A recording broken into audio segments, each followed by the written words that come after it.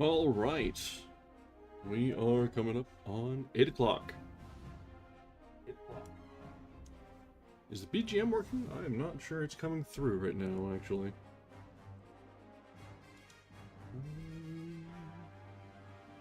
Windows didn't update, and you know how that goes.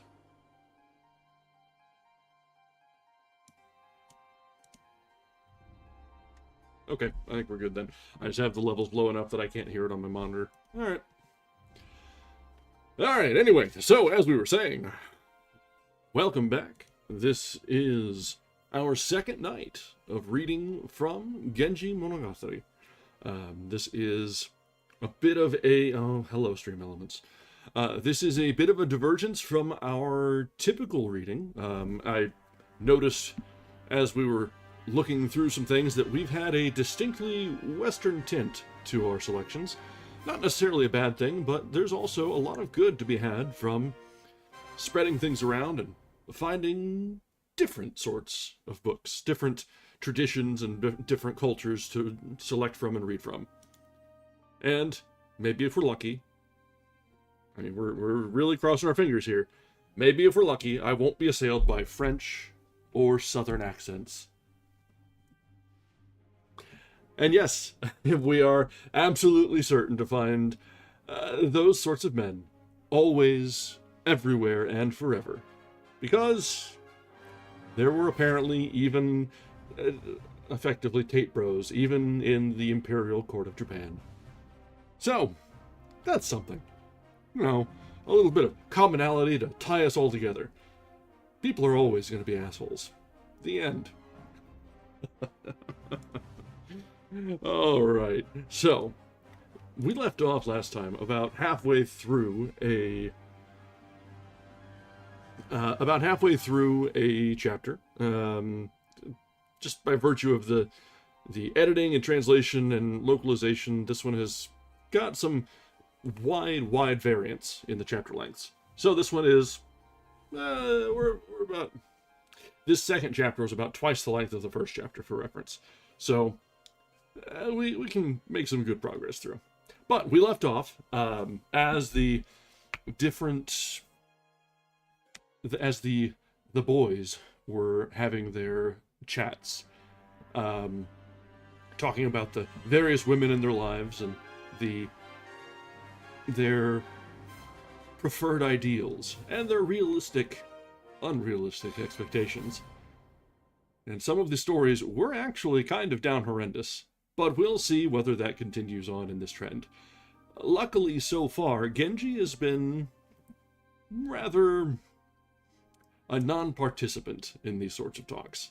He's been either A, sleeping as they've been trying to make their points known, or just looking at them askance as we go on. So, maybe there's some hope for the Child of Light. I hate that epithet. Yeah, dismissive is a good way to put it. He is not really here for it, but he's not putting his friends down. Which, I know, when your entire existence depends on reputation, I think you can get a pass for just being quietly judgy rather than openly dismissive. So, let's go ahead and jump back in to where we left off, and we'll see how things play out. Whether we'll get some stories from different perspectives, whether we'll get more of the same, or just how things will go in general. Alright, so we'll resume now from about halfway through Chapter 2 of Genji Monogatari. At this, they all laughed, and Tono Chujo continued. But now it is Shikibu's turn, and he is sure to give us something entertaining. Come, Shikibu, keep the ball rolling. Nothing of interest ever happens to humble folk like myself, said Shikibu. But Tono Chujo scolded him for keeping them waiting, and, after reflecting for a while which anecdote would best suit the company, he began. While I was still a student at the university, I came across a woman who was truly a prodigy of intelligence. One of Umanokami's demands she certainly fulfilled, for it was possible to discuss with her to advantage both public matters and the proper handling of one's private affairs. But not only was her mind capable of grappling with any problems of this kind, she was also so learned that ordinary scholars found themselves, to their humiliation, quite unable to hold their own against her. I was taking lessons from her father, who was a professor.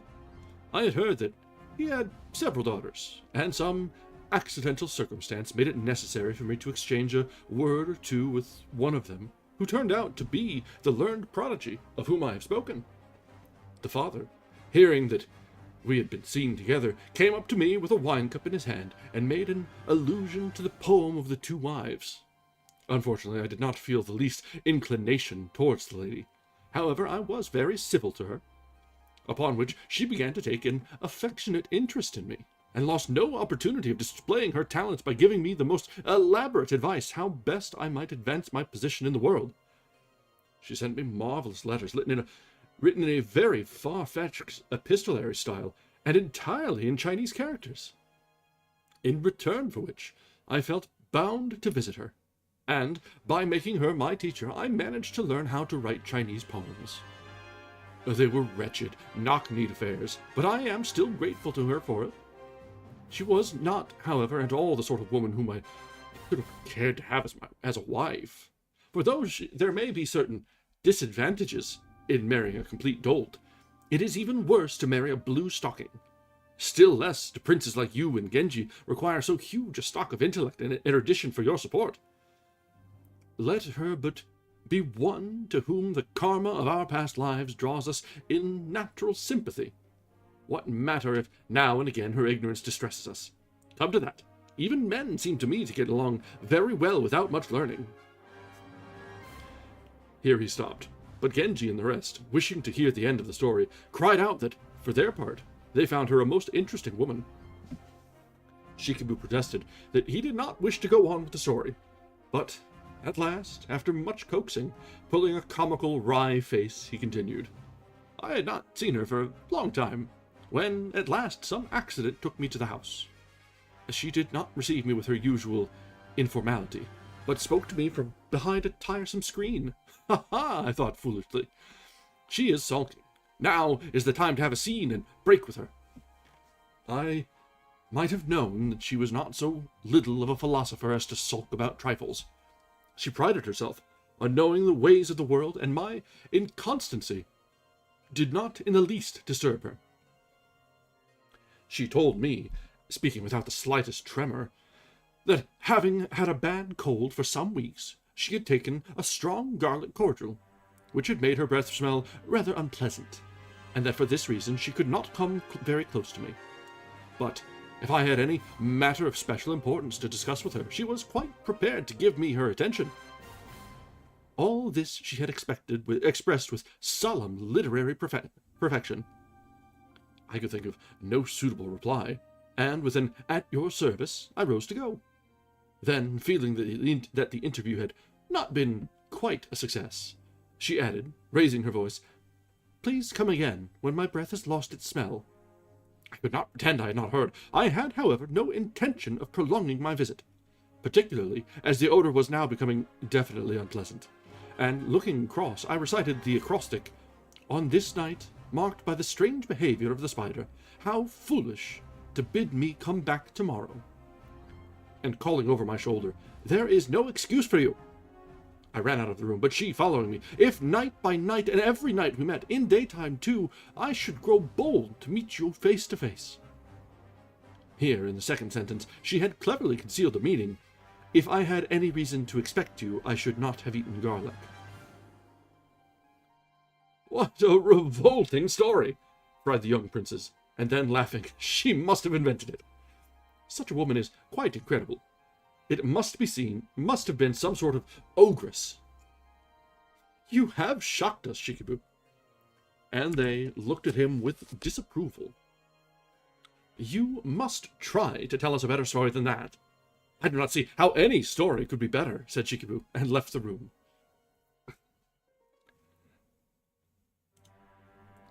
Well, I guess garlic is where you draw the line, huh?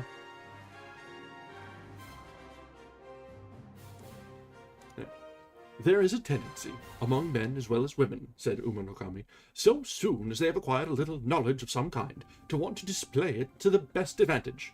To have mastered all the difficulties in the 3 histories and 5 classics is no road to amiability. But even a woman cannot afford to lack all knowledge of public and private affairs. Her best way will be, without regular study, to pick up a little here and a little there, merely by keeping her eyes and ears open. Then, if she has her wits at all about her, she will soon find that she has amassed a surprising store of information. Let her be content with this, and not insist upon cramming her letters with Chinese characters which do not at all accord with her feminine style of composition, and will make the recipient exclaim in despair if only she could contrive to be a little less mannish. And many of these characters, to which she intended the colloquial pronunciation to be given, are certain to be read as Chinese, and this will give the whole composition an even more pedantic sound than it deserves. Even among our ladies of rank and fashion there are many of this sort, and there are others who, wishing to master the art of verse-making, in the end allow it to master them, and, slaves to poetry, cannot resist the temptation, however urgent the business thereabout, or however inappropriate the time, to make use of some happy illusion which has occurred to them, but must needs fly to their desks and work it up into a poem. On festival days such a woman is very troublesome. For example, on the morning of the Iris festival, when everyone is busy making ready to go to the temple, she will worry them by stringing together all the old tags about the matchless route. Or on the 9th day of the 9th month, when everyone is busy thinking about some difficult Chinese poem to fit the rhymes which have been prescribed, she begins making metaphors about the dew on the chrysanthemums, thus diverting our attention from the far more important business which is at hand. At another time, we might have found these compositions quite delightful, but by thrusting them upon our notice at inconvenient moments, when we cannot give them proper attention, she makes them seem worse than they really are. For in all matters, we shall best commend ourselves if we study men's faces to read in them the why so, or the as you will, and do not, regardless of times and circumstances, demand an interest and sympathy that they have not leisure to give. Ooh, okay, that was a lot there to unpack. So, Umanokami, in his usual expressive way, is giving a little bit of distaste for the women of learning who have overstepped themselves and are stepping outside the traditional bounds of behavior and are trying to force their poetry upon everyone at inopportune times to show just how well read they are. It sounds like someone that's complaining about Tumblr types. Yeah. Sometimes, indeed, a woman should even pretend to know less than she knows, or say only a part of what she would like to say. All this while, Genji, though he had sometimes joined in the conversation, had in his heart of hearts been thinking of one person only. And the more he thought, the less could he find a single trace of those shortcomings and excesses which, so his friends had declared, were common to all women. There is no one like her, he thought, and his heart was very full. The conversation, indeed, had not brought them to a definite conclusion, but it had led to many curious anecdotes and reflections.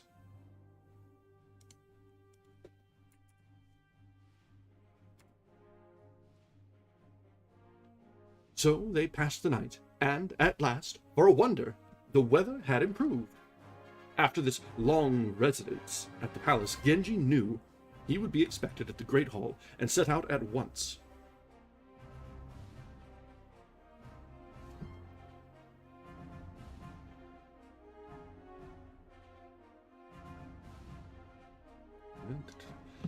There was, in Princess Aoi's air and dress, a dignified precision, which had something in it even of stiffness, and in the very act of reflecting that she, above all women, was the type of that single-hearted and devoted wife whom, as his friends had said last night, no sensible man would lightly offend, he found himself oppressed by the very perfection of her beauty, which seemed only to make all intimacy with her the more impossible. That's a different sort of problem with way of viewing women. That is the placing upon a pedestal and being too scared to engage. I guess that's a little bit more relatable than the Uma no Kami just straight up being an enemy of women. Update this real quick. I was rather rushed today. Here. Alright, there we go. He turned to Lady Chunho, to Nakatsukasa, and other attendants of the common sort who were standing near, and began to jest with them. The day was now very hot, but they thought that flushed cheeks became Prince Genji very well. Aoi's father came, and standing behind the curtain, began to converse very amiably. Genji, who considered the weather too hot for visits, frowned, at which the ladies-in-waiting tittered. Genji, making furious signs at them to be quiet, flung himself out onto a divan. In fact, he behaved far from well. It was now growing dark.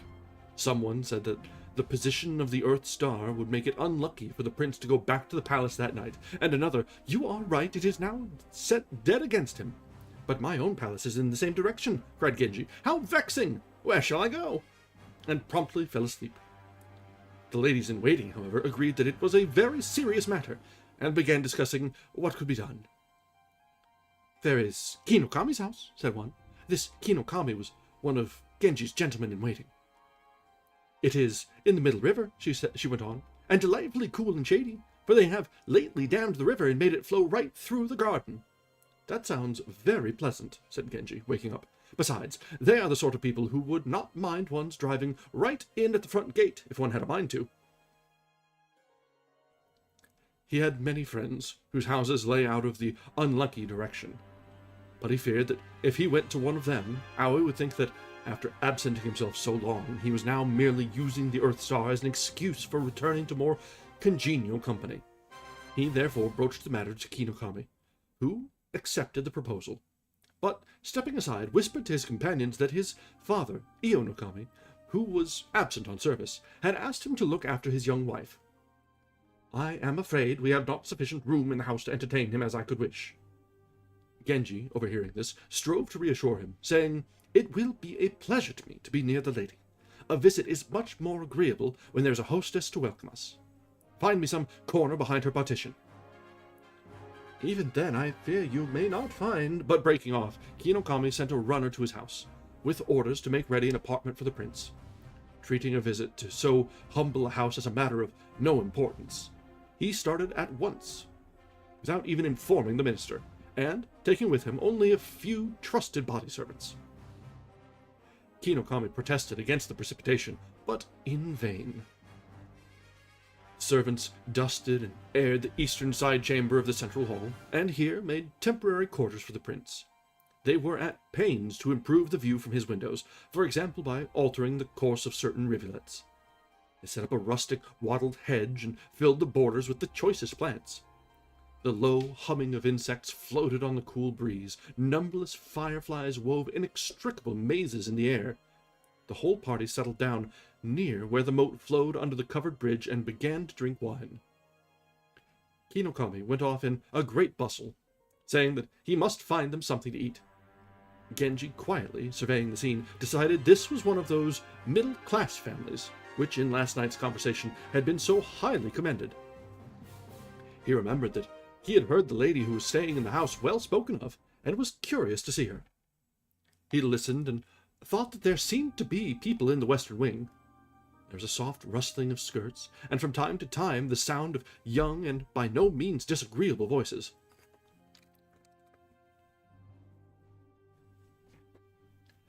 They did not seem to be much in earnest in their efforts to make their whispering and laughter unheard, for soon one of them opened the sliding window. But Kinokami, crying, "What are you thinking of?" crossly closed it again. The light of a candle in the room filtered through a crack in the paper window. Genji edged slightly closer to the window, in the hope of being able to see through the crack, but found that he could see nothing. He listened for a while, and came to the conclusion that they were sitting in the main women's apartments, out of which the little front room opened. They were speaking very low, but he could catch enough of it to make out that they were talking about him. What a shame that a fine young prince should be taken so young and settled down forever with a lady that was none of his choosing. I understand the marriage does not weigh very heavily upon him, said another. This probably meant nothing in particular, but Genji, who imagined they were talking about what was uppermost in his own mind, was appalled at the idea that his relations with Lady Fujitsubo were about to be discussed. How could they have found out? But the subsequent conversation of the ladies soon showed that they knew nothing of the matter at all, and Genji stopped listening. Genji has a very decisive way of deciding that, you know what, no, this doesn't bother me at all, I'm just going to not pay attention anymore. He does it with the boys, he does it with people that he's eavesdropping about, he's just like, oh, okay, we're done, checked out.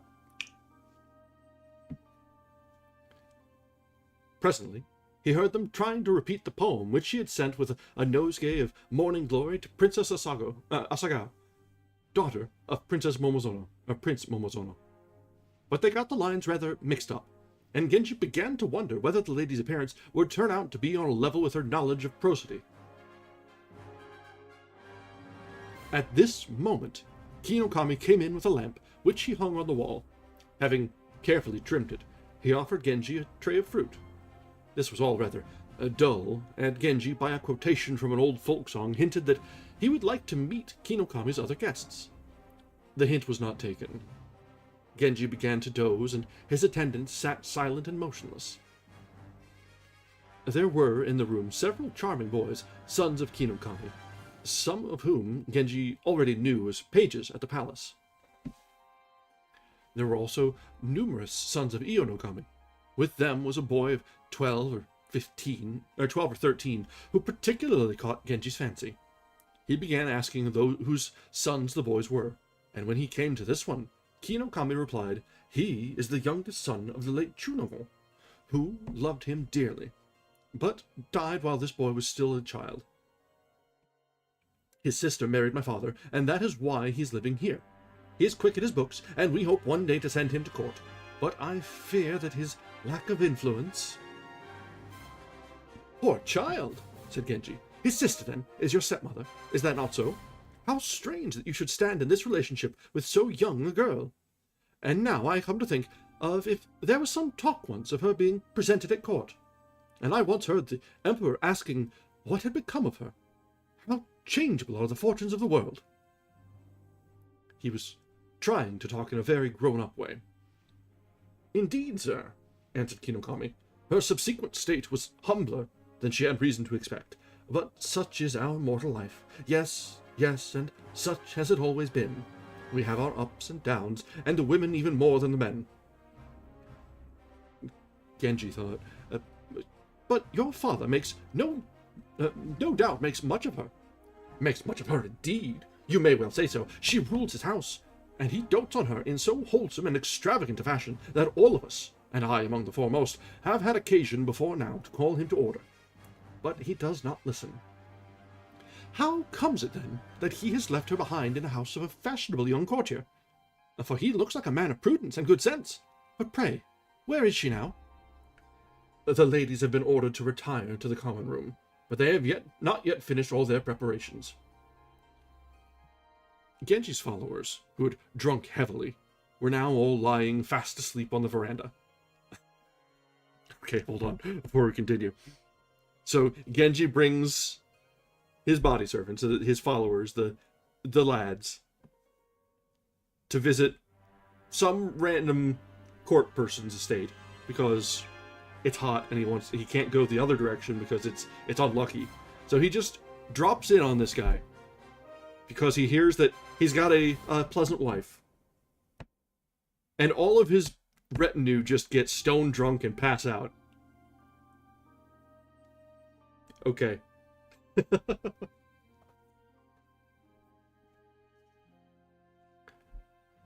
He was alone in his room, but could not get to sleep. Having at last dozed for a moment, he woke suddenly and noticed that someone was moving behind the paper window of the back wall. This, he thought, must be where she is hiding, and, faintly curious, he sauntered in that direction and stood listening. "Where are you?" I say, where are you?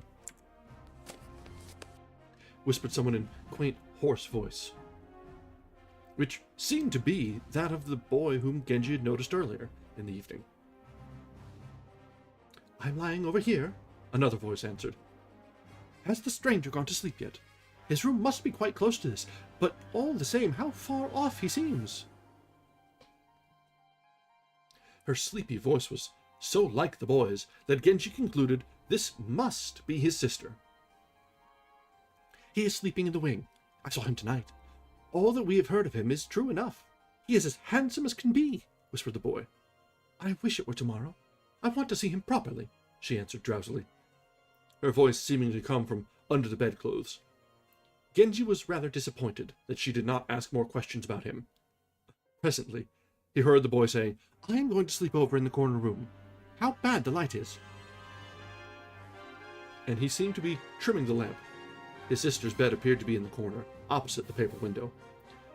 Where is Chujo? She called. I am frightened. I like to have someone close to me. Madam, answered several voices from the servants' room, she is taking her bath in the lower house.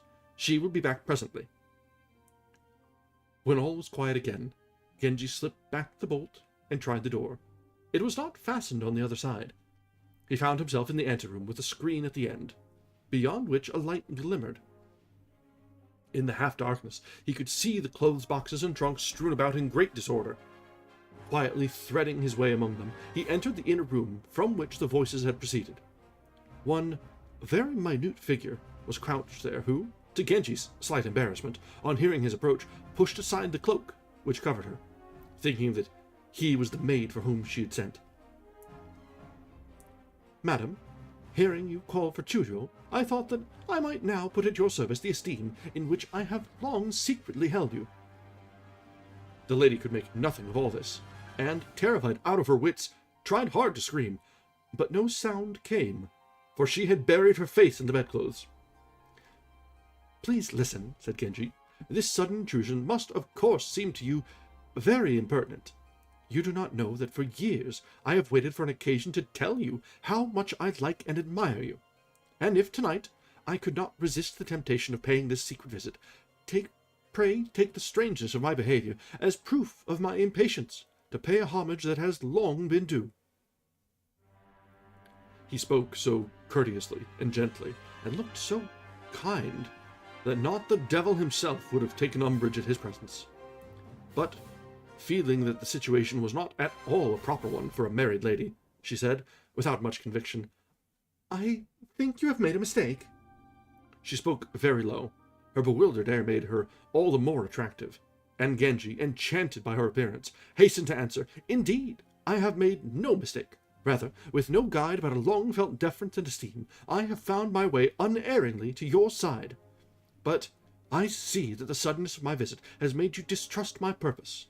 Let me tell you, then, that I have no evil intentions, and seek only for someone to talk with me for a while about a matter which perplexes me.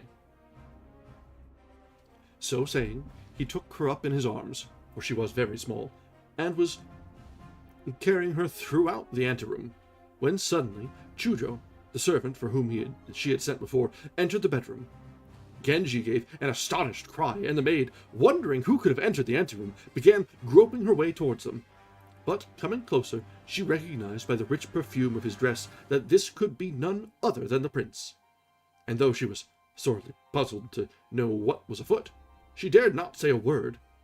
Had he been an ordinary person, she would soon have had him by the ears. Nay, she thought, even if he were not a prince, I should do best to keep my hands off him, for the more stir one makes, the more tongues wag.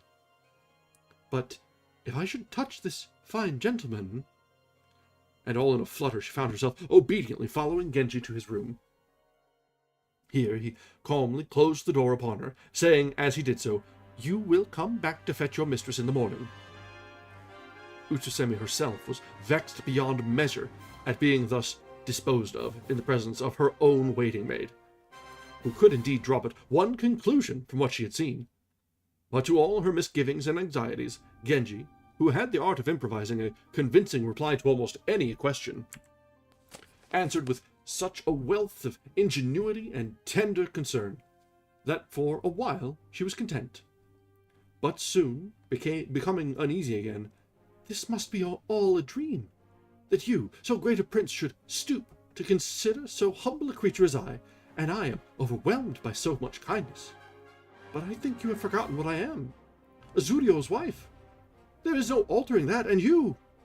Genji now began to realize how deeply he had distressed and disquieted her by his wild behavior, and, feeling thoroughly ashamed of himself, he answered, I am afraid I know very little about these questions of rank and precedence. Such things are too confusing to carry in one's head, and whatever you may have heard of me, I want to tell you, for some reason or other, I have till this day cared nothing for gallantry, nor ever practiced it, and that even you cannot be more astonished at what I have done tonight than I myself am.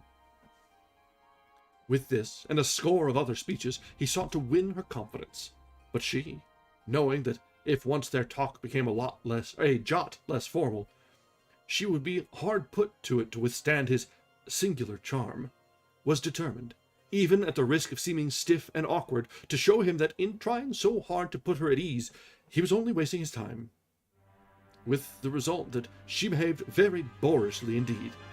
She was by nature singularly gentle and yielding, so that the effort of stealing her heart and, despite her feelings, playing all the while the part of the young bamboo shoot, which, though so green and tender, cannot be broken, was very painful to her.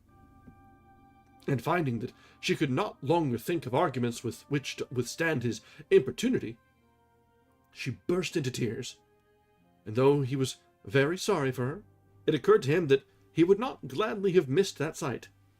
He longed, however, to console her, but could not think of a way to do so, and said at last, Why do you treat me so unkindly?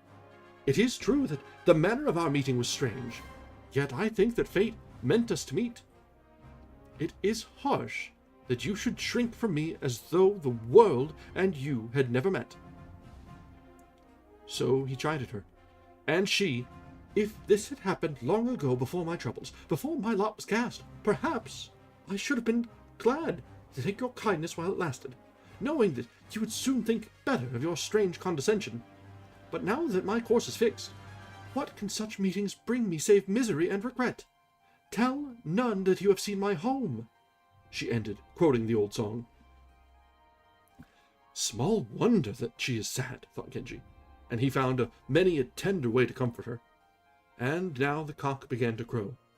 Out in the courtyard, Genji's men were staggering to their feet, one crying drowsily, How I should like to go to sleep again, and another, Make haste there, and bring out his honor's coach.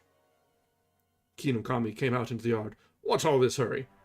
It is only when there are women in his party that a man need hasten from a refuge to which the Earth Star has sent him. Why is his highness setting off in the middle of the night? Genji was wondering whether such an opportunity would ever occur again. How would he be able even to send her letters? And thinking of all the difficulties that awaited him, he became very despondent. Chujo arrived to fetch her mistress. For a long while, he would not let her go, and when at last he handed her over, he drew her back to him, saying, How can I send news to you? For, madame, he said, raising his voice so that maid Chujo might hear, such love as mine, and such pitiless cruelty as yours, have never been seen in the world before. Already the birds were singing in good earnest. She could not forget that she was no one, and he a prince. And even now, while he was tenderly entreating her, there came unbidden to her mind the image of her husband, Ionosuke, about whom she generally thought either not at all or with disdain. To think that even in a dream he might see her now filled her with shame and terror. It was daylight. Genji went with her to the partition door. Indoors and out there was a bustle of feet. As he closed the door upon her, it seemed to him a barrier that shut him out from all happiness. He dressed and went out onto the balcony. A blind in the western wing was hastily raised. There seemed to be people behind who were looking at him. They could only see him indistinctly across the top of a partition in the veranda. Among them was one, perhaps, whose heart beat wildly as she looked. The moon had not set, and though with dwindled light, still shone crisp and clear in the dawn. It was a daybreak of marvelous beauty, but in the passionless visage of the sky men read only their own comfort or despair, and Genji, as with many backward glances he went upon his way, paid little heed to the beauty of the dawn. He would send her a message? No, even that was utterly impossible. And so, in great unhappiness, he returned to his wife's house. He would gladly have slept a little, but could not stop trying to invent some way of seeing her again. Or when that seemed hopeless, imagining to himself all that must now be going on in her mind. She was no great beauty, Genji reflected, and yet one could not say that she was ugly. Yes, she was in every sense a member of that middle class upon which Umanokami had given so complete a dissertation. He stayed for some while at the Great Hall, and finding that, try as he might, he could not stop thinking about her and longing for her, at last, in despair, he sent for Kinokami and said to him, "Why do you not let me have that boy in my service, the Chunagon's son, whom I saw at your house? He is a likely-looking boy, and I might make him my body servant, or even recommend him to the Emperor." "I am sensible of your highness," said Kinokami. "I will mention what you have said to the boy's sister." This answer irritated Genji, but he continued, "And has this lady given you stepbrothers, my lord? "Sir, she has been married these 2 years, but has had no child. It seems that in making this marriage she disobeyed her father's last injunctions, and this has set her against her husband." "That is sad indeed. I am told that she is not ill-looking. Is that so?" "I believe she is considered quite passable, but I have had very little to do with her. Intimacy between stepchildren and stepparents is, indeed, proverbially difficult." Okay. Remember, that sort of intimacy is just being friendly and maintaining a relationship. Don't jump to conclusions. 5 or 6 days afterwards, Kinokami brought the boy. He was not exactly handsome, but he had great charm, and, thought Genji, an air of distinction. The prince spoke very kindly to him, and soon completely won his heart. To Genji's many questions about his sister, he made such answers as he could, and when he seemed embarrassed or tongue-tied, Genji found some less direct way of finding out what he wanted to know, and soon put the boy at his ease. For though he vaguely realized what was going on, and thought it rather odd, he was so young that he made no effort to understand it, and, without further question, carried back a letter from Genji to his sister. She was so much agitated by the sight of it that she burst into tears, and, lest her brother should perceive them, held the letter in front of her face while she read it. It was very long. Among much else it contained the verse, "Would that I might dream that dream again. Alas, since first this wish was mine, not once have my eyelids closed in sleep." She had never seen such beautiful writing, and as she read, a haze clouded her eyes. What incomprehensible fate had first dragged her down to be the wife of Azurio, and then, for a moment, raised her so high? Still pondering, she went to her room. Next day, Genji again sent for the boy, who went to his sister, saying, "I am going to Prince Genji. Where is your answer to his letter?" "Tell him," she answered, "that there is no one here who reads such letters." The boy burst out laughing. "Why, you silly! How could I say such a thing to him? He told me himself to be sure to bring an answer." It infuriated her to think that Genji should have thus taken the boy into his confidence, and she answered angrily, "He has no business to talk to you about such things at your age. If that is what you talk about, you had better not go to him any more." "But he sent for me," said the boy, and started off. "I was waiting for you all yesterday," said Genji, when the boy returned. "Did you forget to bring the answer? Did you forget to come?" The child blushed and made no reply. "And now?" "She said there is no one at home who reads such letters. How silly! What can be the use of saying such things? And he wrote another letter, and gave it to the boy, saying, I expect you do not know that I used to meet with your sister before her marriage.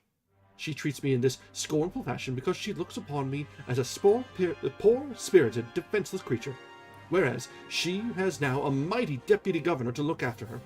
But I hope that you will promise to be my child, not his, for he is very old, and will not be able to take care of you for long.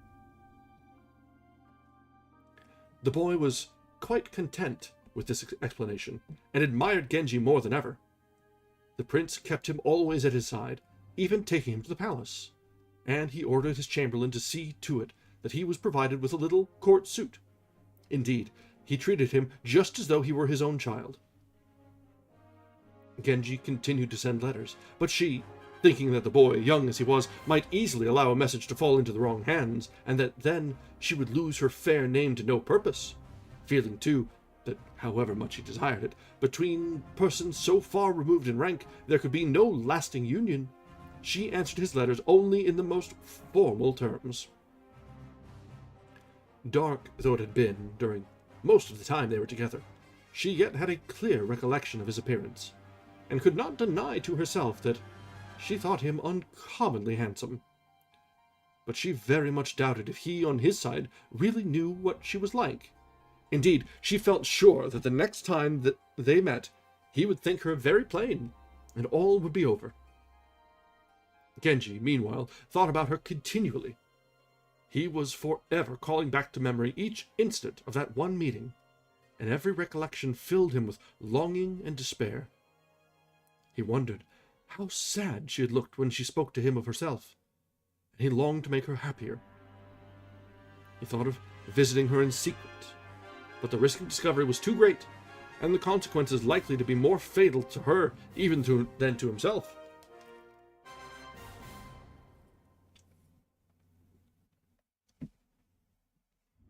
He had been many days at the palace, when, at last, the Earth Star again barred the road to his home. He set out at once, but on the way pretended that he had just remembered the unfavorable posture of the stars. There was nothing to do but seek shelter again in the house on the middle river. Ki no Kami was surprised, but by no means ill-pleased, for he attributed Genji's visit to the amenity of the little pools and fountains which he had constructed in his garden. Genji had told the boy in the morning that he intended to visit the middle river, and since he had now become the prince's constant companion, he was sent for at once to wait upon him in his room. He had already given a message to his sister, in which Genji told her of his plan. She could not but feel flattered at the knowledge that it was on her account he had contrived this ingenious excuse for coming to the house. Yet she had, as we have seen, for some reason got it into her head that at a leisurely meeting she would not please him, as she had done at that first fleeting and dreamlike encounter, and she dreaded adding a new sorrow to the burden of her thwarted and unhappy existence. Too proud to let him think that she had posted herself in waiting for him, she said to her servants, while the boy was busy in Genji's room, I do not care to be at such close quarters with our guest. Besides, I am stiff, and would like to be massaged. I must go where there is more room. And, so saying, she made them carry her things to the maid Chujo's bedroom in the crossway. Genji had purposely sent his attendants early to bed, and, now that all was quiet, he hastened to send her a message. But the boy could not find her. At last, when he looked in every corner of the house, he tried the crosswing, and succeeded in tracking her down to Chujo's room. It was too bad of her to hide like this, and half in tears he gasped out, Oh, how can you be so horrid? What will he think of you? You have no business to run after me like this, she answered angrily. It is very wicked for children to carry such messages. But, she added, you may tell him I am not well, that my ladies are with me, and I am going to be massaged. So she dismissed him, but in her heart of hearts, she was thinking that if such an adventure had happened to her while she was still a person of consequence, before her father died and left her to shift for herself in the world, she would have known how to enjoy it. But now she must force herself to look askance at all his kindness. How tiresome he must think her. And she fretted so much at not being free to fall in love with him, that in the end she was more in love than ever. But then she remembered suddenly that her lot had long ago been cast. She was a wife. There was no sense in thinking of such things, and she made up her mind once and for all never again to let foolish ideas enter her head. Genji lay on his bed, anxiously awaiting to see with what success so young a messenger would execute his delicate mission. When at last the answer came, astonished at this sudden exhibition of coldness, he exclaimed in deep mortification, "This is a disgrace, a hideous disgrace!" And he looked very rueful indeed. For a while he said no more, but lay sighing deeply, in great distress. At last he recited the poem, "I knew not the nature of the strange tree that stands on Sono Plain, and when I sought the comfort of its shade, I did but lose my road," and sent it to her. She was still awake, and answered with the poem, "Too like am I in these my outcast years to the dim tree that dwindles from the traveler's approaching gaze." The boy was terribly sorry for Genji, and did not feel sleepy at all, but he was afraid people would think his continual excursions very strange. By this time, however, everyone else in the house was sound asleep. Genji alone lay plunged in the blackest melancholy.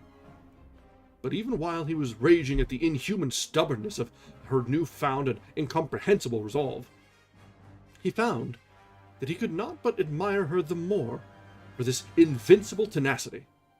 At last he grew tired of lying awake. There was no more to be done. A moment later he had changed his mind again, and suddenly whispered to the boy, "Take me to where she is hiding." "It is too difficult," he said. "She is locked in there, and there are so many people there. I am afraid to go with you." "So be it," said Genji, "but you at least must not abandon me." And he laid the boy beside him on his bed. He was well content to find himself lying by this handsome young prince's side, and Genji, we must record, found the boy no bad substitute for his ungracious sister.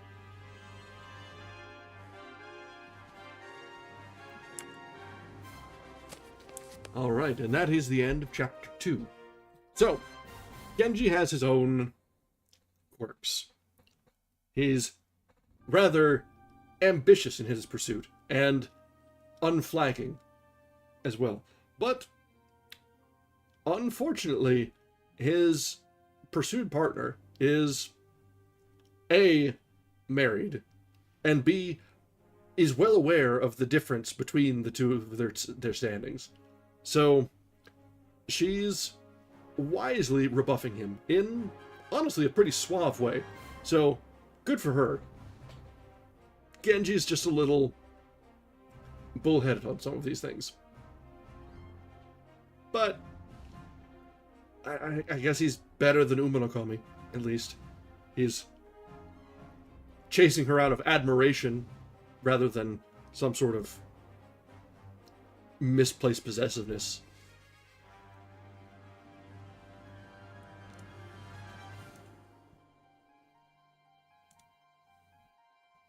Okay. So, our next chapter is Chapter 3, Utsusemi. This is a shorter one, but let's actually go ahead and we'll take our break a little bit early here. Kind of a natural break-off point for this. Top up our drinks, stretch our legs, and we'll be back in just a little bit when we will resume from Chapter 3, Utsusemi.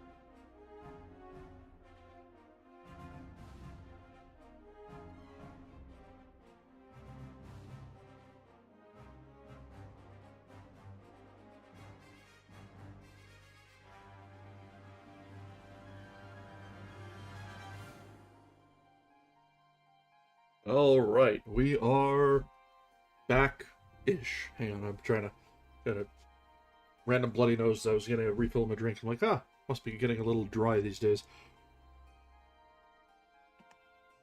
I think I'm mostly stopped up, as long as the tracking isn't plussed by the tissue hanging down. We'll see. Looks okay so far. Alright, we'll deal with it. The show must go on, shall we say. Yeah, that's... Yeah. One of those, you get people looking at you, giving you a side eye, like, oh my gosh, are you okay? I'm like, it's just dry. Don't worry about it. It's just dry.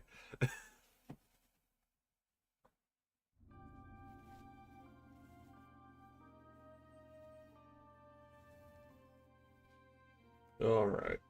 I think we are about set. So yeah, that last chapter is a bit of a mixed bag, which is kind of Genji in a nutshell. A mixed bag. We've got his rather unwanted pursuit of the married woman. The pressed upon service of her brother to sort of give him a little bit of a way in. And yeah, you're right. He's definitely hanging out right around that pest territory, which there are better places to be. So let's hopefully steer away from that. Unfortunately, I rather am sure that that's going to be his MO for a while. It's not so much flattering as a take a hint and leave her alone sort of thing.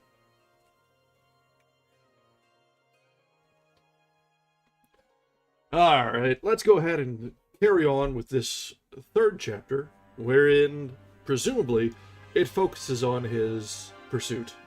And we'll see what sort of responses from those involved we see tonight. Alright, Chapter 3, Uchisemi. Genji was still sleepless. "No one has ever disliked me before," whispered he to the boy. "It is more than I can bear. I am sick of myself and of the world, and do not want to go on living any more."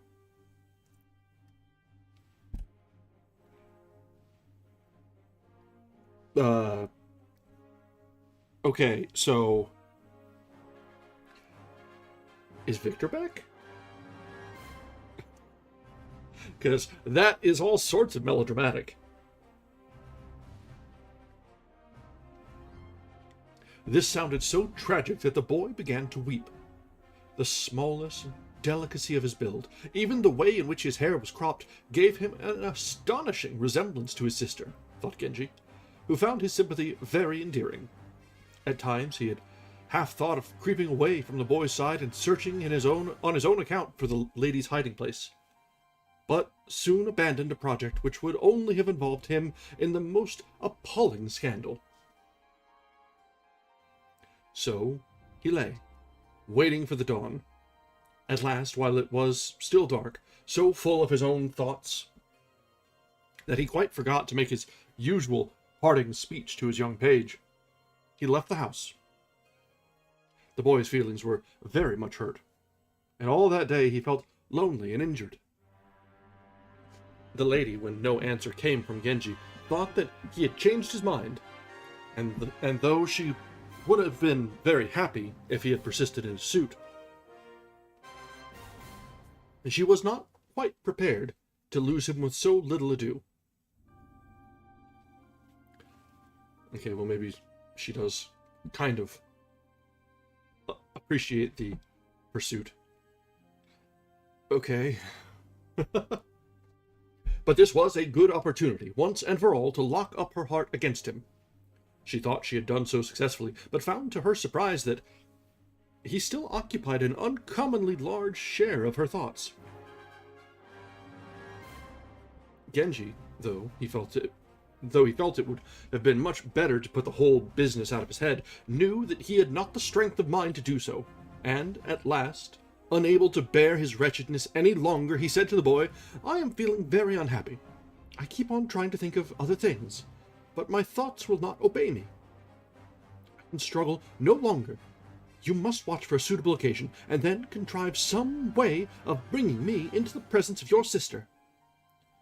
This worried the boy, but he was inwardly flattered at the confidence which Genji placed in him, and an opportunity soon presented itself.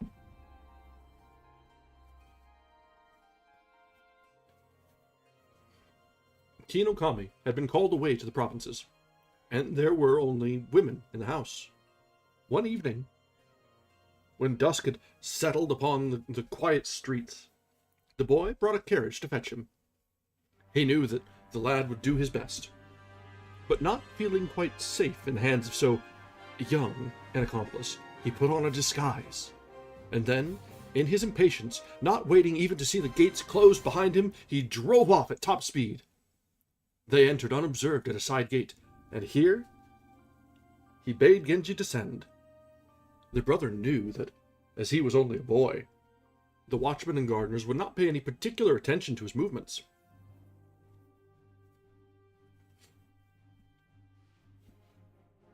And so, he was not at all uneasy. Hiding Genji in the porch of the double door of the eastern wing, he purposely banged against the sliding partition which separated this wing from the main part of the house. And that the maids might have the impression he did not mind who heard him enter, he called out crossly, "Why is the door shut on a hot night like this? My lady of the West has been here since this morning, and she is playing Go with my other lady." Longing to catch sight of her, even though she were with a companion, Genji stole from his hiding place and crept through a gap in the curtains. The partition door through which the boy had passed was still open, and he could see through it, right along the corridor, into the room on the other side. The screen which protected the entrance of this room was partly folded, and the curtains which usually concealed the divan had, owing to the great heat, been hooked up out of the way, so that he had an excellent view. The lady sitting near the lamp, half leaning against the middle pillar, must, he supposed, be his beloved. He looked closely at her. She seemed to be wearing an unlined dark purple dress, with some kind of scarf thrown over her shoulders. The poise of her head was graceful, but her extreme smallness had the effect of making her seem somewhat insignificant. She seemed to be trying all the while to hide her face from her companion, and there was something furtive about the movements of her slender hands, which she seemed never to show for more than a moment.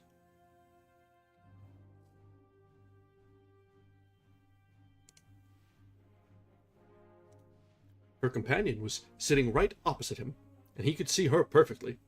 She wore an underdress of thin white stuff, and thrown carelessly over it a cloak embroidered with red and blue flowers. The dress was not fastened in front, showing a bare neck and breast, showing even the little red sash which held up her drawers. She had indeed an engagingly free and easy air. Her skin was very white and delicate. She was rather plump, but tall and well-built.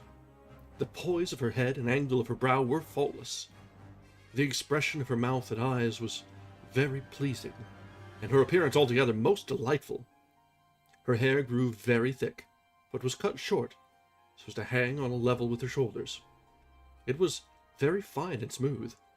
How exciting it must be to have such a girl for one's daughter! Small wonder if Iwanokami was proud of her. If she was a little less restless, he thought, she would be quite perfect. The game was nearly over. She was clearing away the unwanted pieces.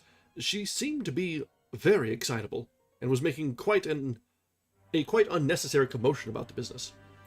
"Wait a little," said her companion very quietly. "Here, there's a stalemate. My only move is to counterattack, over there." "It is all over," said the other impatiently. "I am beaten. Let us count the score." And she began counting. 10, 20, 30, 40, on her fingers. Genji could not help remembering the old song about the wash house at Iyo. 8 tubs to the left, 9 tubs to the right, and as this lady of Iyo, determined that nothing should be left unsettled, went on stolidly counting her losses and gains, he thought her, for the moment, slightly common. It was strange to contrast her with Utsumi, who sat silent, her face half covered, so that he could scarcely discern her features. But when he looked at her fixedly, she, as though uneasy under the gaze of which she was not actually aware, shifted in her seat, and showed him her full profile. Her eyelids gave the impression of being a little swollen, and there was, at places, a certain lack of delicacy in the lines of her features, while her good points were not visible. But when she began to speak, it was as though she were determined to make amends for the deficiency of her appearance, and show that she had, if not so much beauty, at any rate more sense than her companion. The latter was now flaunting her charms with more and more careless abandonment. Her continual laughter and high spirits were certainly rather engaging, and she seemed, in her way, to be a most entertaining person.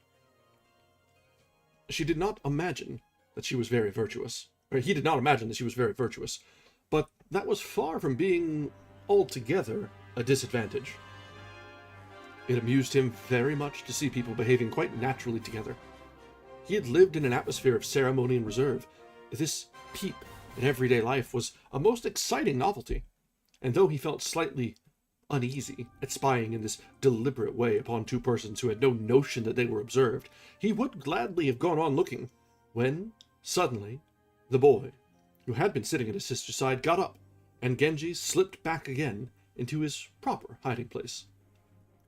The boy was full of apologies at having left him waiting for so long. "But I am afraid nothing can be done today. There is still a visitor in her room." And am I now to go home again?" said Genji. "That really is too much to ask. No, stay here. I will try what can be done when the visitor is gone." Genji felt quite sure that the boy would manage to find some way of cajoling his sister, for he had noticed that, though a mere child, he had a way of quietly observing situations and characters, and making use of his knowledge. The game of Go must now be over. A rustling of skirts and pattering of feet showed that the household was not retiring to rest. "Where is the young master?" Genji heard a servant saying. "I am going to fasten his partition door."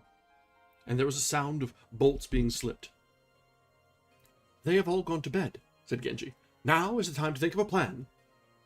The boy knew that it would be no use arguing with his sister, or trying beforehand in any way to bend her obstinate resolution. The best thing to be done under the circumstance was to wait till no one was about, and then lead Genji straight to her. "Is Kinokami's sister still here?" asked Genji. "I should like just to catch a glimpse of her." "But that is impossible," said the boy. "She is in my sister's room." "Indeed," said Genji, affecting surprise, for though he knew very well where she was, he did not wish to show that he had already seen her. Becoming very impatient of all these delays, he pointed out that it was growing very late, and there was no time to be lost. The boy nodded, and, tapping on the main door of the women's quarters, he entered. Everyone was sound asleep. "I am going to sleep in the anteroom," the boy said out loud. "I shall leave the door open, so as to make a draught." And, so saying, he spread his mattress on the ground, and for a while pretended to be asleep. Soon, however, he got up and spread a screen as though to protect him from the light, and under its shadow, Genji slipped softly into the room. Not knowing what was to happen next, and much doubting whether any good would come of the venture, with great trepidation he followed the boy to the curtain that screened the main bedroom, and, pulling it aside, entered on tiptoe. But even in the drab garments which he had chosen for his disguise, he seemed to the boy to cut a terribly conspicuous figure as he passed through the midnight quietness of the house. Utsumi, meanwhile, had persuaded herself that she was very glad Genji had forgotten to pay his threatened visit, but she was still haunted by the memory of their one strange and dreamlike meeting, and was in no mood for sleep. But near her, as she lay tossing, the lady of the Go party, delighted by her visit and all the opportunities it had afforded for chattering to her heart's content, was already asleep. And as she was young and had no troubles, she slept very soundly. The princely scent, which still clung to Genji's person, reached the bed. Utsusemi raised her head and fancied she saw something move behind a part of the curtain that was only of one thickness. Though it was very dark, she recognized Genji's figure. Filled with sudden terror and utter bewilderment, she sprang from the bed, threw a fragile gauze mantle over her shoulders, and fled silently from the room. A moment later, Genji entered. He saw with delight that there was only one person in the room, and that the bed was arranged for two. He threw off his cloak and advanced towards the sleeping figure. She seemed a more imposing figure than he had expected, but this did not trouble him. It did indeed seem rather strange that she should be so sound asleep.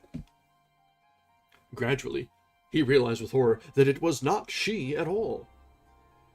"It's no use," thought Genji, "saying that I have come to the wrong room, for I have no business anywhere here, nor is it worthwhile pursuing my real lady, for she would not have vanished like this if she cared a straw about me."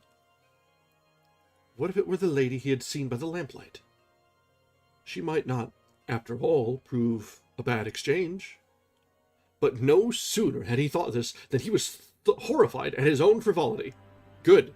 Be horrified. Come on. She opened her eyes. She was naturally somewhat startled, but did not seem to be at all seriously put out. She was a thoughtless creature, in whose life no very strong emotion had ever played a part. Hers was the flippancy that goes with inexperience, and even this sudden visitation did not seem very much to perturb her. He meant at first to explain that it was not to see her that he had come, but to do so would have been to give away the secret which Utsusemi so jealously guarded from the world. There was nothing for it but to pretend that his repeated visits to the house, of which the lady was well aware, had been made in the hope of meeting her. This was a story which would not have withstood the most cursory examination, but, outrageous as it was, the girl accepted it without hesitation. Of course she did. He did not by any means dislike her, but at that moment all his thoughts were busy with the lady who had so mysteriously vanished. No doubt she was congratulating herself in some safe hiding place upon the absurd situation in which she had left him. Really, she was the most obstinate creature in the world. What was the use of running after her? But all the same, she continued to obsess him. But the girl in front of him was young and gay and charming. They were soon getting on very well together.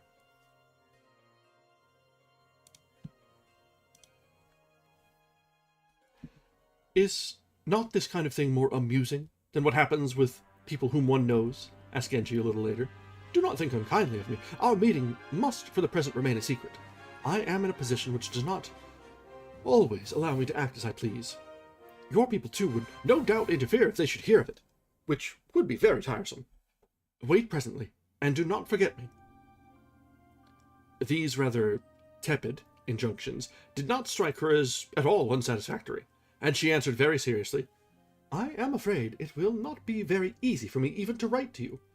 People would think it very odd." "Of course, we must not let ordinary people into our secret," he answered, "but there is no reason why this little page should not sometimes carry a message. Meanwhile, not a word to anyone." And with that, he left her, taking, as he did so, Utsusemi's thin scarf, which had slipped from her shoulders when she fled from the room. He went to wake his page, who was lying not far away. The boy sprang instantly to his feet, for he was sleeping very lightly, not knowing when his help might be required. He opened the door as quietly as he could. "Who is that? Who is that?" someone called out in great alarm. It was the voice of an old woman who worked in the house. "It is I," answered the boy uneasily. "What are you doing? What are you walking about here at this time of night?" And scolding as she came, she began to advance toward the door. "Bother her," thought the boy, but he answered hastily, "It's all right. I am only going outside for a minute." But just as Genji passed through the door, the moon of dawn suddenly emerged in all her brightness. Seeing a grown man's figure appear in the doorway, "Whom have you got with you?" the old lady asked, and then answering her own question, "Why, it is Mimbu! What an outrageous height that girl has grown to!" And continuing to imagine that the boy was walking with Mimbu, a maidservant whose lankiness was a standing joke in the house. "And you will soon be as big as she is, little master," she cried, and so saying, came out through the door and that they had just passed through. Genji felt very uncomfortable, and making no answer on the supposed Mimbu's behalf, he stood in the shadow at the end of the corridor, hiding himself as best he could. "You have been on duty, haven't you, dear?" said the old lady as she came towards them. "I have been terribly bad with the colic since yesterday, and was lying up. But they were short-handed last night, and I had to go and help, though I did feel very queer all the while." And then, without waiting for them to answer, "Oh, my pain, my poor pain," she muttered. "I can't stop here talking like this." And she hobbled past them without looking up. How very lucky. So narrow an escape made Genji wonder more than ever whether the whole thing was worthwhile. He drove back to his house with the boy riding as his postilion. Here, he told him the story of his evening's adventure. "A pretty mess you made of it." And when he had finished scolding the boy for his incompetence, he began to rail at the sister's irritating prudishness. The poor child felt very unhappy, but could think of nothing to say in his own or his sister's defense. "I am utterly wretched," said Genji. "It is obvious that she would not have behaved as she did last night, unless she absolutely detested me. But she might at least have the decency to send civil answers to my letters. Oh well, I suppose Iwanokami is the better man." So he spoke, thinking that she desired only to be rid of him. Yet, when at last he lay down to rest, he was wearing her scarf hidden under his dress. He had put the boy by his side, and after giving much vent to his exasperation, he said at last, "I am very fond of you, but I am afraid in future I shall always think of you in connection with this hateful business, and that will put an end to our friendship." He said it with such conviction that the boy felt quite forlorn. For a while they rested, but Genji could not sleep, and at dawn he sent in haste for his inkstone. He did not write a proper letter, but scribbled on a piece of folded paper, in the manner of a writing exercise, a poem in which he compared the scarf which she had dropped in her flight to the dainty husk which the cicada sheds on some bank beneath a tree. The boy picked the paper up and thrust it into the folds of his dress. Genji was very much distressed at the thought of what the other lady's feelings must be, but after some reflection, he decided that it would be better not to send any message. The scarf, to which still clung the delicate perfume of its owner, he wore for long afterwards beneath his dress. When the boy got home, he found his sister waiting for him in very ill humor. "It was not your doing that I escaped from that odious quandary in which you landed me. And even so, pray, what explanation can I offer to my friend? A fine little clown the prince must think you now. I hope you are ashamed of yourself." Despite the fact that both parties were treating him so ill, the boy drew the rescued verses from the folds of his dress and handed them to her. She could not forbear to read them. What of this discarded mantle? Why should he speak of it? The coat that the fishes of Iseo left lying upon the shore. Those were the words that came into her mind, but they were not the clue. She was sorely puzzled. Meanwhile, the Lady of the West was feeling very ill at ease. She was longing to talk about what had happened, but must not do so, and had to bear the burden of her impatience all alone. The arrival of Utsusemi's brother put her into a great state of excitement. No letter for her? She could not understand it at all. And for the first time, a cloud settled upon her gay, confiding heart. Utsusemi, though she had so fiercely steeled herself against his love, seeing such tenderness hidden under the words of his message, again felt a longing that she were free. And though there was no undoing what was done, she found it so hard to go without him that she took up the folded paper and wrote in the margin a poem in which she said that her sleeve, so often wet with tears, was like the cicada's dew-drenched wing, All right, and that is the end of Chapter 3, Utsusemi, wherein Genji does not actually hook up with Utsusemi, but with her friend, and then doesn't give her the time of day as he sends Utsusemi a message. Okay. Okay. Yep, things are going to start getting a little twisty here. All right, our next chapter, Chapter 4, Yugao, is a little on the longer side. We'll likely get through probably about half of it, and then we'll have another mid-chapter break tonight, or stopping point tonight. It's probably going to be relatively common with this book. It just is not quite of the convenient layout and chapter sizes as we've been spoiled by, honestly, lately. Yeah, and you're right. I think this is hopefully just the youthful dalliances and foolish behavior so far, because he is still pretty young at this point. So he's just maybe, hopefully, doesn't know better. That's kind of asking a lot, but we'll see. Yeah, we've all done things that we maybe not ashamed of, aren't proud of, but we'll see whether he can recover from some of these. Hopefully. Alright, so, Chapter 4, Yugao. It was at the time when he was secretly visiting the lady of the 6th Ward. One day, on his way back from the palace, he thought that he would call upon his foster mother, who, having for a long while been very ill, had become a nun. She lived in the 5th Ward. After many inquiries, he managed to find the house, but the front gate was locked and he could not drive in. He sent one of his servants for Koremitsu, his foster nurse's son, and while he was waiting, began to examine the rather wretched-looking by-street. The house next door was fenced with a new paling, above which, at one place, were 4 or 5 panels of open trellis work, screened by blinds which were very white and bare. Through chinks in these blinds, a number of foreheads could be seen. They seemed to belong to a group of ladies who must be peeping with interest into the street below. At first, he thought they had merely peeped out as they passed. But he soon realized that if they were standing on the floor, they must be giants. No, evidently they had taken the trouble to climb onto some table or bed, which was surely rather odd. He had come in a plain coach, with no outriders. No one could possibly guess who he was, and feeling quite at his ease, he leant forward and deliberately examined the house.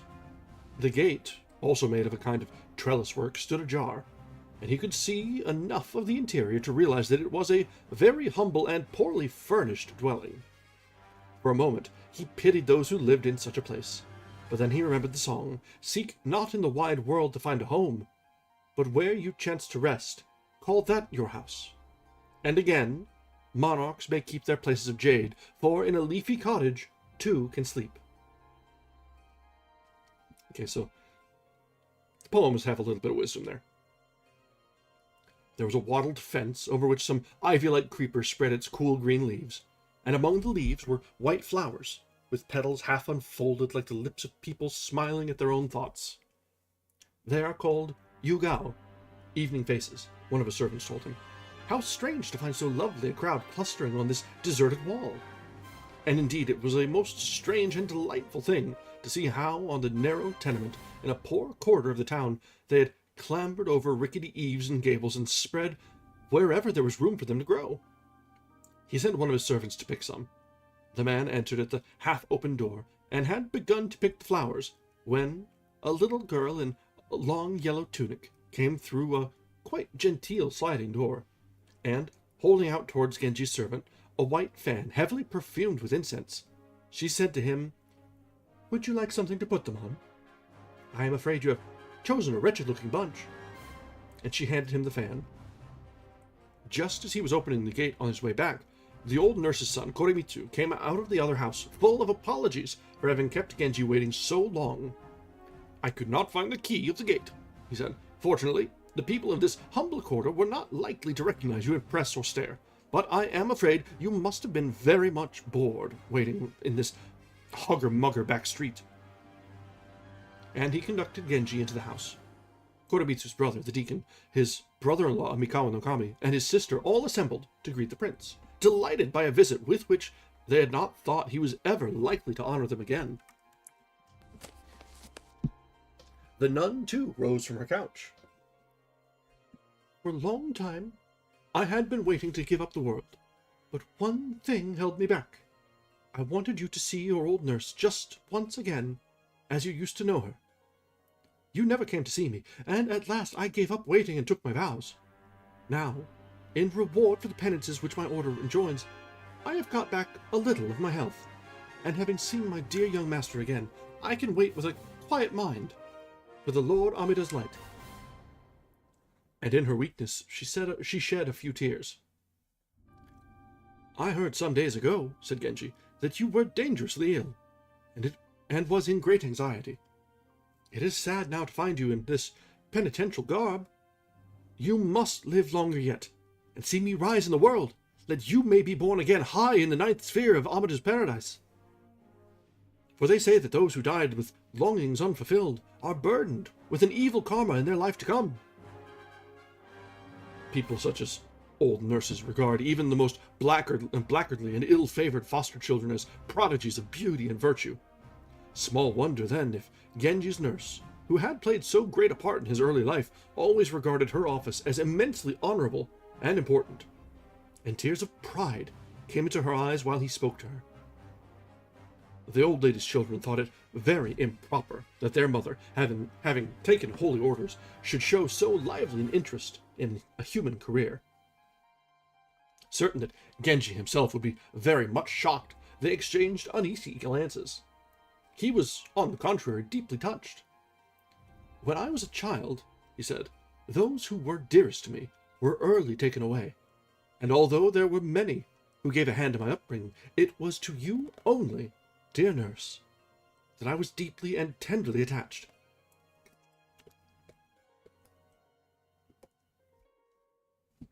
When I grew up, I could not any longer be often in your company.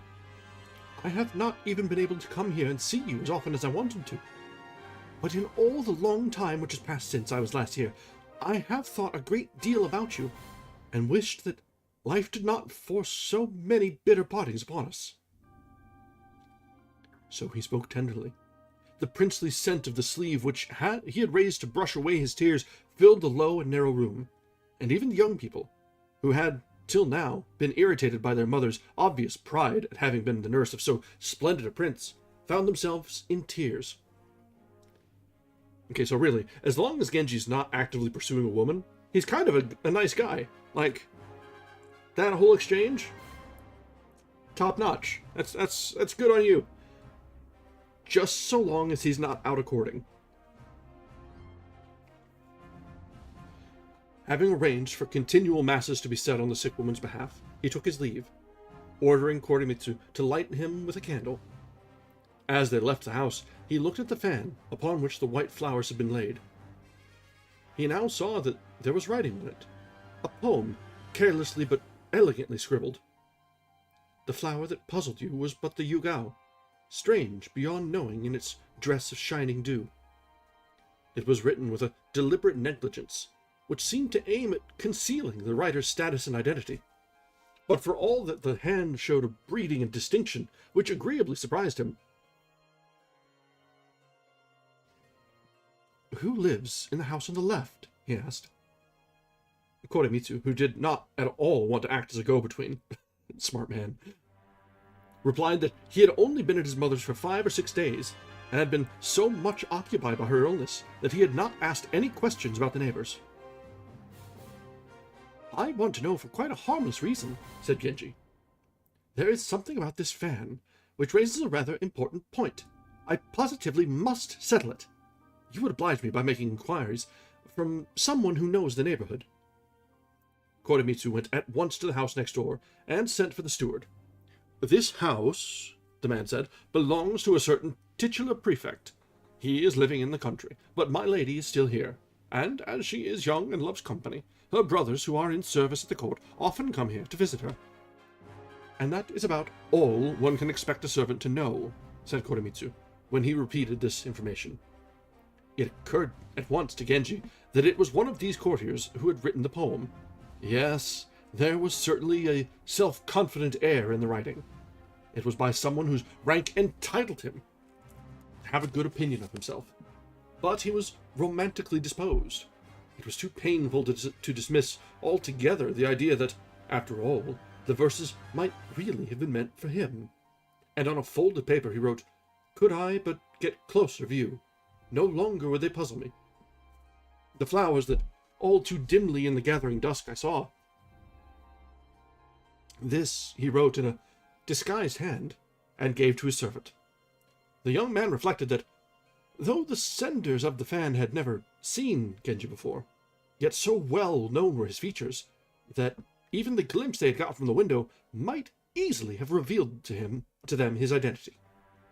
He could imagine the excitement with which the fan had been dispatched, and the disappointment when for so long a time no answer came. His somewhat rudely belated arrival would seem to them to have been purposely contrived. They would all be agog to know what was in the reply, and he felt very nervous as he approached the house. Meanwhile, lighted only by a dim torch, Genji quietly left his nurse's home. The blinds of the other house were now drawn, and only the firefly glimmer of a candle shone through the gap between them. When he reached his destination, a very different scene met his eyes.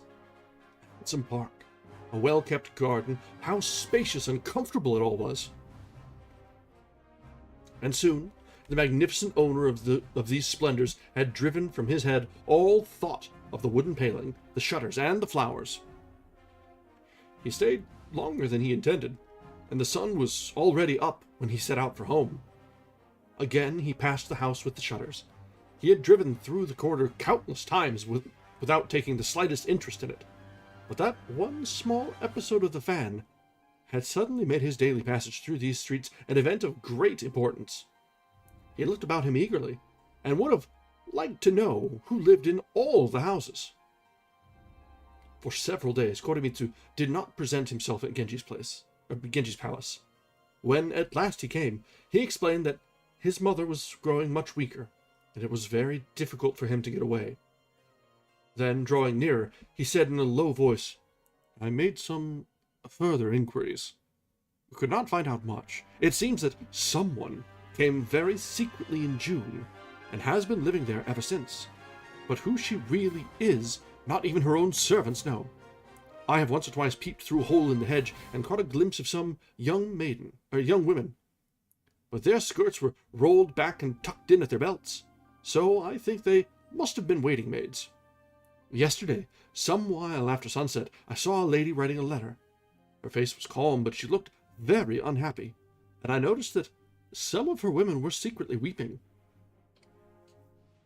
Genji was more curious than ever.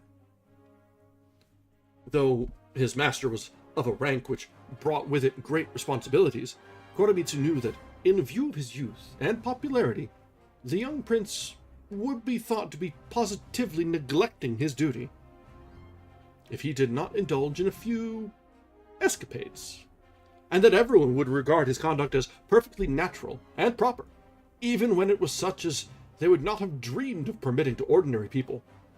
Well, that's actually an interesting way to approach to view that. That because he's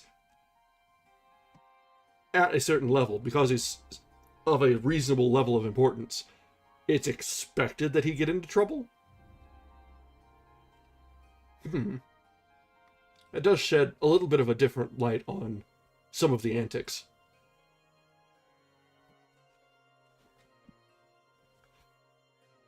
Hoping to get a little further information, he said, I found an excuse for communicating with her, and received in reply a very well-worded answer in a cultivated hand. She must be a girl of quite good position. You must find out more. said Genji. "I shall not be happy till I know all about her."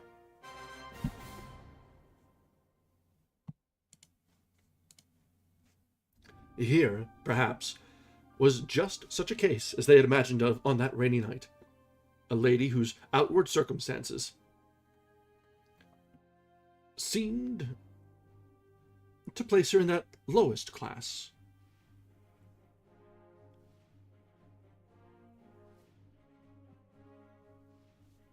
Which they had agreed to dismiss as of no interest, but who in her own person showed qualities by no means despicable. Yeah, that is an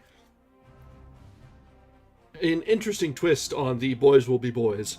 It's like suggested as a good thing, or it would be a scandal if he didn't get into trouble. Like, okay, well, I see.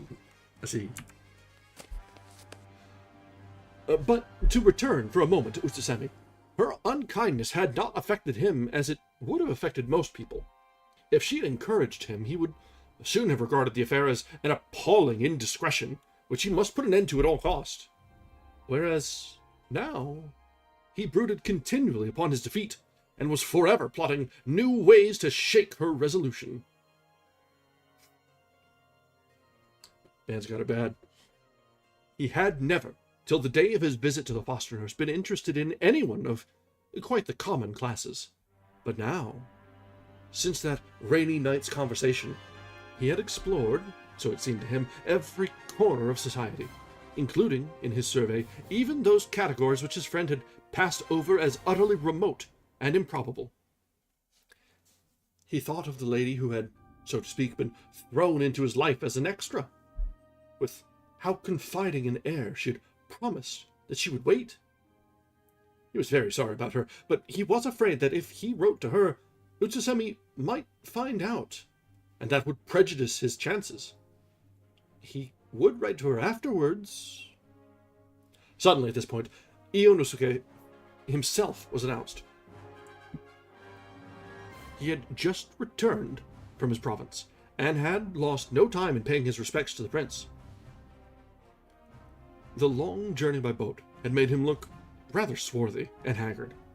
Really, thought Genji, he is not at all an attractive man. Still, it was possible to talk to him, for if a man is of decent birth and breeding, however broken he may be by age or misfortune, he will always retain a certain refinement of mind and manners, which prevent him from becoming merely repulsive. They were beginning to discuss the affairs of Io's province, and Genji was even joking with him when a sudden feeling of embarrassment came over him. Why should those recollections make him feel so awkward? Ionosuke was quite an old man. It had done him no harm. These scruples are absurd, thought Genji. However, she was right in thinking it was too queer, too ill-assorted a match. And remembering Umenokami's warnings, he felt that he had behaved badly. Though her unkindness still deeply wounded him, he was almost glad for Io's sake that she had not relented. "My daughter is to be married," Io was saying, "and I am going to take my wife back with me to my province." Here was a double surprise. At all costs, he must see Utsusemi once again. He spoke with her brother, and the boy discussed the matter with her. It would have been difficult enough for anyone to have carried on an intrigue with the prince under such circumstances as these, but for her, so far below him in rank and beset by new restrictions, it had now become unthinkable. He could not, however, bear to lose all contact with him, and not only did she answer his letters much more kindly than before, but took pains, though they were written with apparent negligence, to add little touches that would give him pleasure and make him see that she still cared for him. All this he noticed, and though he was vexed that she would not relent towards him, he found it impossible to put her out of his mind. As for the other girl, he did not think that she was at all the kind of person to go on pining for him once she was properly settled with a husband, and he now felt quite happy about her. It was autumn, Genji had brought so many complications into his life that he had, for some while, been very irregular in his visits to the Great Hall, and was in great disgrace there. The lady in the Grand Mansion was very difficult to get on with, but he had surmounted so many obstacles in his courtship of her that to give her up the moment he had won her seemed absurd. Yet he could not deny that the blind, intoxicating passion which possessed him while she was still unattainable had almost disappeared. To begin with, she was far too sensitive. Then there was the disparity of their ages, and the constant dread of discovery which haunted him during those painful partings at small hours of the morning. In fact, there were too many disadvantages.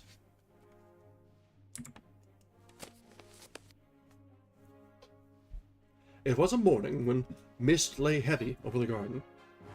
After being many times roused, Genji at last came out of Rokujo's room, looking very cross and sleepy. One of the maids lifted part of the folding shutter, seeming to invite her mistress to watch the prince's departure. Rokujo pulled aside the bed curtains, and, tossing her hair back over her shoulders, looked out into the garden. So many lovely flowers were growing in the borders that Genji halted for a while to enjoy them. How beautiful he looked standing there, she thought. As he was nearing the portico, the maid who had opened the shutters came and walked by his side. She wore a light green skirt, exquisitely matched to the season and place. It was so hung as to show to great advantage the grace and suppleness of her stride. Genji looked round at her. "Let us sit down for a minute on the railing here in the corner," he said. "She seems very shy," he thought, "but how charmingly her hair falls about her shoulders." And he recited the poem. "Though I would not be thought to wander heedlessly from flower to flower, yet this morning's pale convolvulus I fain would pluck." As he said the lines, he took her hand, and she answered with practised ease, "You hasten, I observe, to admire the morning flowers, while the mist still lies about them," thus parrying the compliment by a verse which might be understood either in a personal or general sense. At this moment, a very elegant page, wearing the most bewitching baggy trousers, came among the flowers, brushing the dew as he walked, and began to pick a bunch of convolvuli.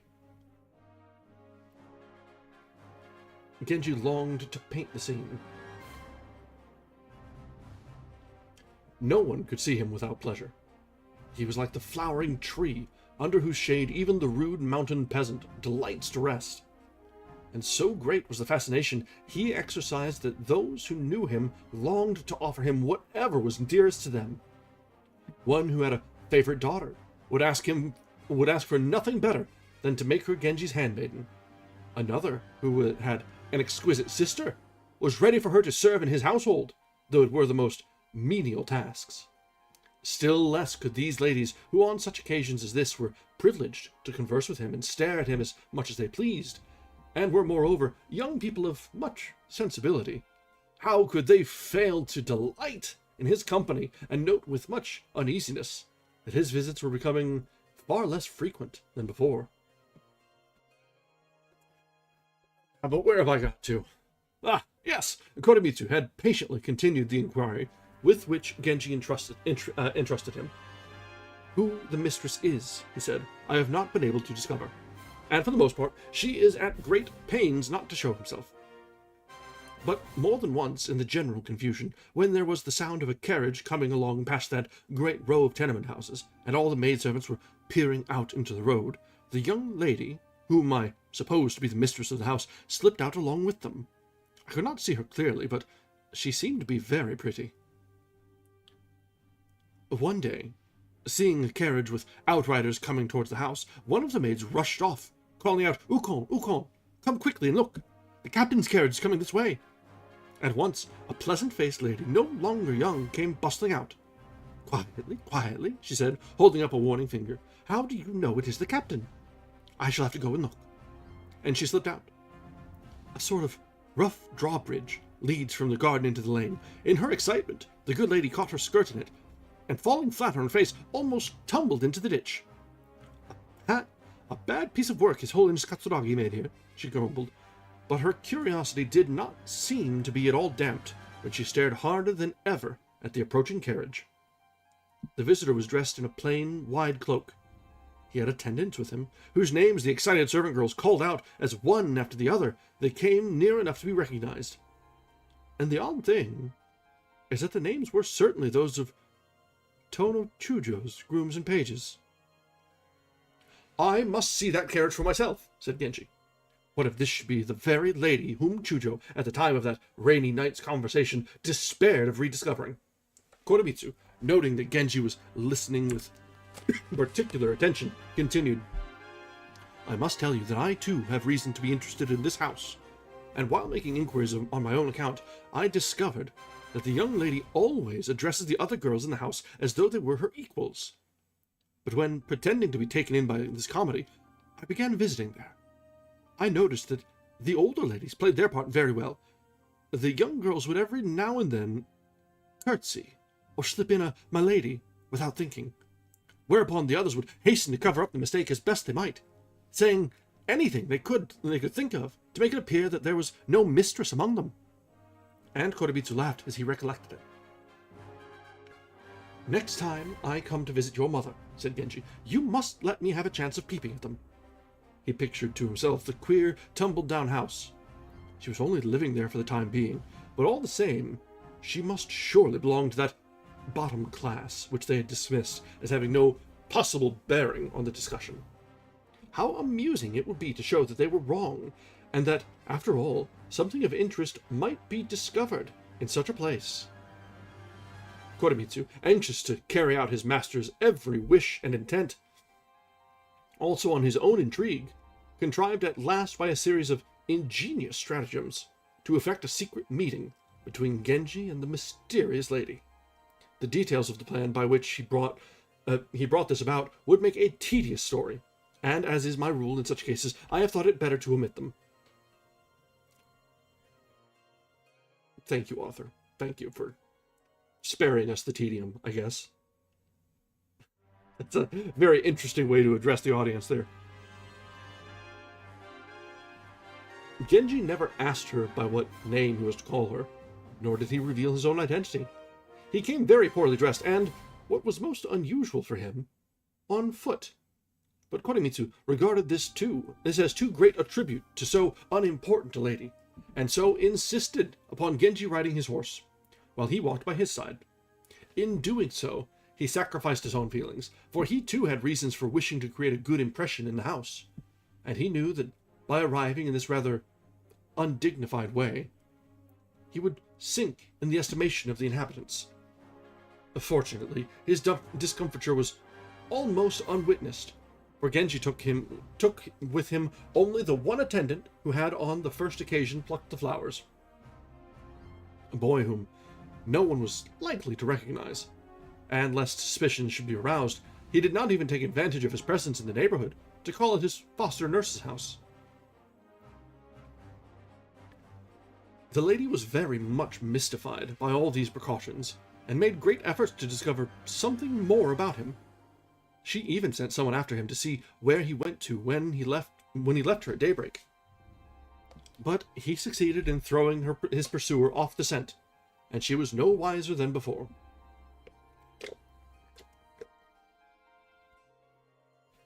He was now growing far too fond of her. He was miserable if anything interfered with his visits, and though he utterly disapproved of his own conduct, and worried a great deal about it, he soon found that he was spending most of his time at her house. He knew that at some time or another in their lives, even the soberest people lose their heads in this way. But hitherto, he had never really lost his, or done anything which could possibly have been considered very wrong. So we're just ignoring Utsumi entirely here? Okay. Now, to his astonishment and dismay, he discovered that even the few morning hours during which he was separated from her were becoming unendurable. What is it in her that makes me behave like a madman? He kept on asking himself. She was astonishingly gentle and unassuming, to the point of seeming rather apathetic, rather deficient, perhaps, in depth of character and emotion. and though she had a certain air of girlish inexperience, it was clear that he was not by any means her first lover, and certainly she was rather plebeian. What was it exactly that so fascinated him? He asked himself the question again and again, but found no answer. She, for her part, was very uneasy to see him come to her thus in shabby old hunting clothes, trying always to hide his face, leaving while it was still dark and everyone was asleep. He seemed like some demon lover in an old ghost tale, and she was half afraid. But his smallest gesture showed that he was someone out of the ordinary, and she began to suspect that he was a person of high rank, who had used Koremitsu as his go-between. But Koremitsu obstinately pretended to know nothing at all about his companion, and continued to amuse himself by frequenting the house on his own account. What could it mean? She was dismayed at this strange lovemaking with she knew not whom. But about her, too, there was something fugitive, insubstantial. Genji was obsessed by the idea that, just as she had hidden herself in this place, so one day she would once more vanish and hide, and he would never be able to find her again. There was every sign that her residence here was quite temporary. He was sure that, when the time came to move, she would not tell him where she was going.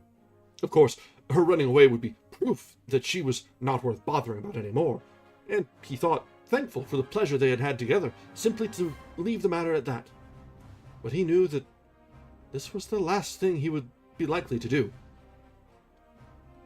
People were already beginning to be suspicious, and often for several nights running he was unable to visit her. This became so intolerable that in his impatience he determined to bring her secretly to the Nijo Inn. There would be an appalling outcry if she were discovered, but that must be risked. "I am going to take you somewhere very nice, where no one will disturb us," he said at last. "No, no," she cried. "Your ways are so strange. I should be frightened to go with you." She spoke in a tone of childish terror, and Genji answered smiling, "One or the other of us must be a fox in disguise. Here is a chance to find out which it is." He spoke very kindly, but suddenly, in a tone of absolute submission, she consented to do whatever he thought best. He could not but be touched at her willingness to follow him in what must appear to her to be the most hazardous and bizarre adventure. Again, he thought of Tono Chujo's story on that rainy night, and could not doubt that this must indeed be Chujo's fugitive lady. But he saw that she had some reason for wishing to avoid all questions about her past, and he restrained his curiosity. So far as he could see, she showed no signs of running away, nor did he believe that she would do so as long as he was faithful. Tono Chujo, after all, had for months on end left her to her own devices. But he felt that if for an instant she suspected him of the slightest leaning in any other direction, it would be a bad business. It was the 15th night of the 8th month. The light of an unclouded full moon shone between the ill-fitting planks of the roof and flooded the room. What a queer place to be lying in, thought Genji, as he gazed round the garret. So different from any room he had ever known before. It must be almost day. In the neighboring houses, people were beginning to stir, and there was an uncouth sound of peasant voices. How cold it is! I can't believe we shall do much with the crops this year. I don't know what's going to happen about my carrying trade." And said another, "Things look very bad." Then, banged on the wall of another house, "Wake up, neighbor! Time to start! Did you hear? Do you think?" And they rose and went off each to the wretched task by which he had earned his bread.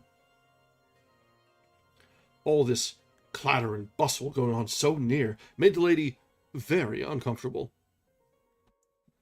And indeed, so dainty and fastidious a person must often, in this miserable lodging, have suffered things which would make her long to sink through the floor. But, however painful, disagreeable, or provoking were the things that happened, she gave no sign of noticing them. That being herself so shrinking and delicate in her ways, she could not yet endure without a murmur the exasperating banging and bumping that was going on in every direction. aroused his admiration, and he felt that this was much nicer of her than if she had shuddered with horror at each sound. But now, louder than thunder, came the noise of the threshing mills, seeming so near that they could hardly believe it did not come from out of the pillow itself. Genji thought that his ears would burst. What many of the noises were he could not at all make out, but they were very peculiar and startling. The whole air seemed to be full of crashings and bangings. Now from one side, now from another, came to the faint thud of the bleacher's mallet, and the scream of wild geese passing overhead. It was all too distracting. Their room was in the front of the house. Genji got up and opened the long sliding shutters. They stood together looking out. In the courtyard near them was a clump of fine Chinese bamboos.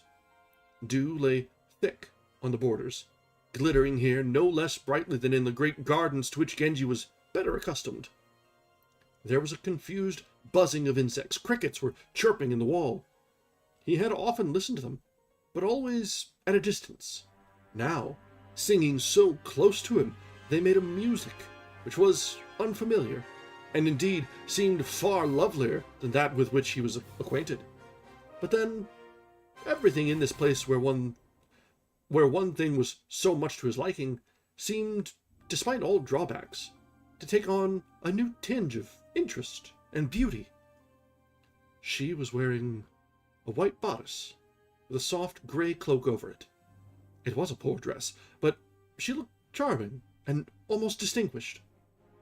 Even so, there was nothing very striking in her appearance, only a certain fragile grace and elegance. It was when she was speaking that she looked really beautiful. There was such pathos, such earnestness in her manner. If only she had a little more spirit. But even as she was, he found her irresistible, and longed to take her to some place where no one could disturb them. I am going to take you somewhere not at all far away, where we shall be able to pass the rest of the night in peace. We cannot go on like this, parting always at break of day. Why have you suddenly come to that conclusion? She asked. But she spoke submissively.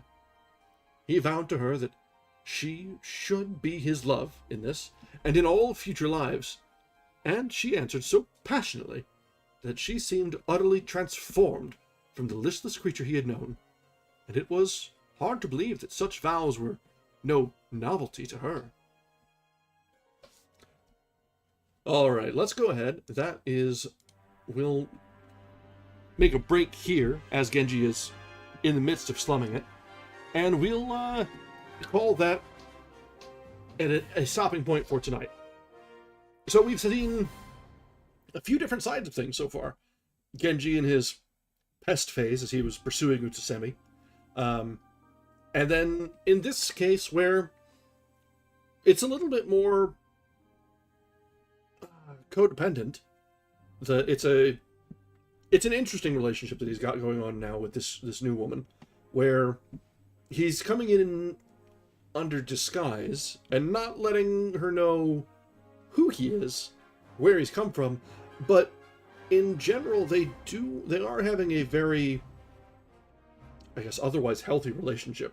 They're seemingly happy together and doing their own thing, but he does notice that he is rather beneath his means at the moment, and that is slightly concerning. But we'll see whether he tries to lift her up, sort of fix her, so to say, or if she knocks some sense into his head and says, no, there's nothing to fix. We'll see. We've got a little bit more than half of this chapter left, so there's plenty of time for the Yugao to show its proper petals. Alright guys, as always, thank you very much for joining us. We will be back tomorrow for our normal time at 8 o'clock Eastern, and where we will continue our reading of Genji Monogatari. We are about a third of the way through, just a little south of that. So we're making very good progress through this first volume. I'm not sure where this first volume will drop off. Genji is, honestly, it's famously long. But the way it is broken up here, there's, it fits pretty nicely. Kind of like how when we were reading Lemort to Arthur, where it's broken up into different volumes and we can get to them later. That way we don't get too tied down with one book at a time. So we'll go ahead and see where we end up at the end of this weekend, and we should be able to get through this volume probably by the end of next week, I'd say, at this pace. So, but we're having fun with it. It's not dragging on. Genji is a little bit annoying sometimes, but he's no Henry. He's no Victor. So, it's tolerable.